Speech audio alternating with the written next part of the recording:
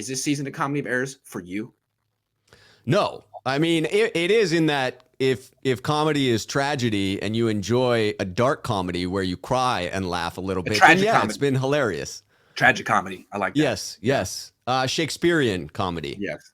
It has been Shakespearean type of comedy where people are dying left and right. I mean, it is. Yes, it's funny. The first half of the Metaphorically. season started with a botched snap, and somehow it seemed to get worse from there. Right? That we That's true. started out with that fumbled snap, and that was just a precursor to what this season has been. 8 games have been incredibly inconsistent, and it's new issues that seem to pop up seemingly every week, which is very frustrating. And my hope was that the light would just come on for the 49ers, that at some point they would flip the switch and this comedy of errors, all of these mistakes, all of these penalties would slowly regress, and then they would be on track, right? That they would realize that they could put it all together.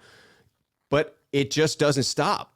So can it possibly continue the second half of the season? Do you see this continuing as it has been, or do you see signs of improvement?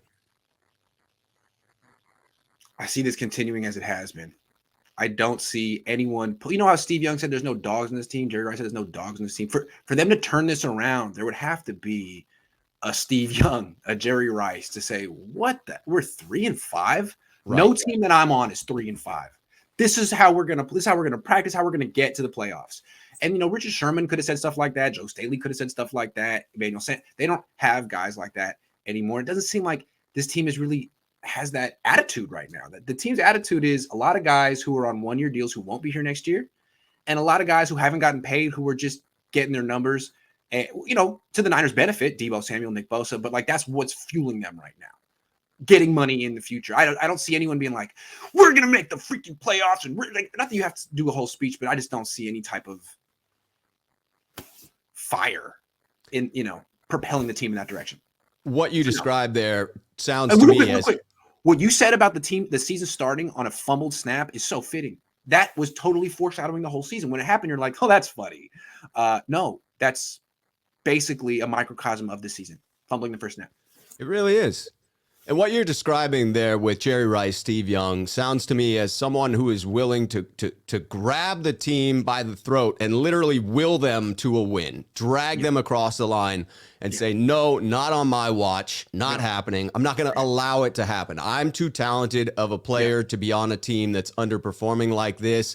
You're my teammate. I'm not going to allow you to make me look bad. So pick it up. Get it. Like it's a gravitas that allows that type of a player with that level of ability to check someone else, to get in their face. And I do acknowledge that they're from a different school of football player, that people have changed, society has changed, and it seems professional athletes have changed as well. It doesn't sound like that happens as frequently. I think there are still locker rooms where it does. I think if you go to the Ravens, the Steelers, those are still old school football operations that have their alumni in-house quite a bit.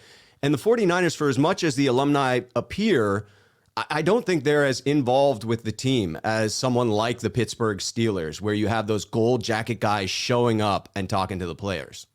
I think it's just been understood from the minute the Niners traded up to number 3 that this is a throwaway year. I just think it's obvious because they were trying to sell all these vets on making another run to the Super Bowl. Right. But then you traded up for a pick you're not going to use, for a player who's for the future. So what you really told you told your vets were making a Super Bowl run, but what you told them with your actions is we're not going anywhere. And so we're picking for the future. And so what I think you've seen is kind of a team that has no direction. This is a throwaway year, and everyone knows it on the team. Like, what are we doing here? We're not going anywhere. We're not that great, and I'm not going to be here next year. So what's up? Like, either I'm going to get paid, I'm going to use this as my springboard to get paid, or I'm going to, I'm out. In that scenario, do you see the front office knowing it's a failed strategy going into it and just attempting to sell the fan base on it, or were they misled as well? Were they misleading themselves? See, to me, this is something that Kyle Shanahan could get wrong. I don't think Kyle Shanahan has a good feel for like people. He's kind of That's robotic, fair. and I think he's kind of robotic, and he kind of treats his players like robots. And I don't think it ever occurred to him like if you sign a bunch of vets on 1-year deals and then trade 3 first-round picks for a guy that's not going to be on the field anytime soon, that's a mixed message you're sending your locker room, not just your fan base, your locker room. You told them, let's do it one more time. Let's go to the Super Bowl. And then when it's time to actually like get some reinforcements for the run, you're like, yeah, I don't really think that much of you guys. Sorry, we're going to hedge our bets here. Like every guy in the locker room understood that. So, I mean, if you're Jaquiski Tartt, you're sitting there like, well, what did we just re-sign up for? Where are we going here? I'm sorry. And now you're seeing, I mean, it's vets making mistakes during game. It's just a rudderless team going nowhere. It is. And whether That's how you it lose to started the that B-team Cardinals.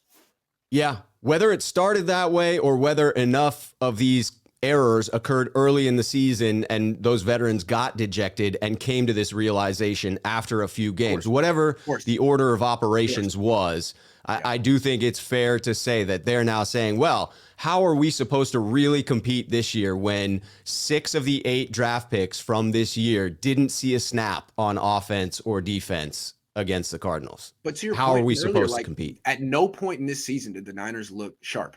Like they struggled and bumbled around against the Lions. Hot start, couldn't finish it. And then they really struggled with the Eagles. They look good against the Bears after halftime. This really looks like a team that never really bought into itself. Yeah, never bought in or immediately developed questions. I mean, it was from the outset, there was doubt. There had to be doubt after the way in which they finished against Detroit. How can you have confidence in yourself and your team and your season when the coach won't even say who the quarterback is? When you're at that level, how? And then that creates the lack of an identity. I mean, it's all, again, it's like a roster in a season set up by someone who's really tone deaf in terms of human emotional dynamics. Like it's an astute observation. It seems to be Kyle's weakest point as far as being a leader of men is his inability to really read the room in that respect. I mean, he created a great deal of the conflict that happened early in this year by his attitude with the press, with people like yourself, with the way in which he answered questions, his refusal to acknowledge that, yes, they created a situation that, of course, the fans were going to have questions about. So you should be ready to answer those. And he changed his story constantly. Jimmy's the quarterback. Actually, we're going to do a 2-quarterback system where both of them play. Actually, we're not going to do that. Like, it's not just the fans and the media. I think he thinks he's messing with the media. Well, you're also messing with your fan base who used to like you and used to trust you and now is totally lost. And your locker room. Your players are listening to you talk and they're like, what the hell is what?